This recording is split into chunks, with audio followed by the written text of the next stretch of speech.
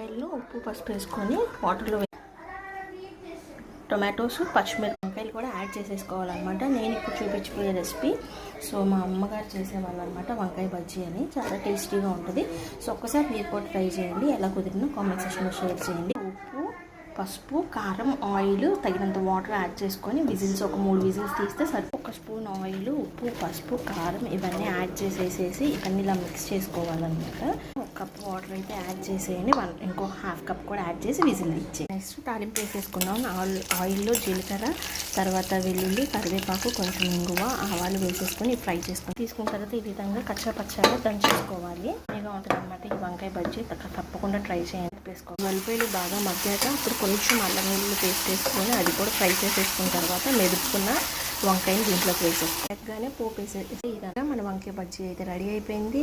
Please like చేయండి, subscribe చేయడం మర్చిపోకండి.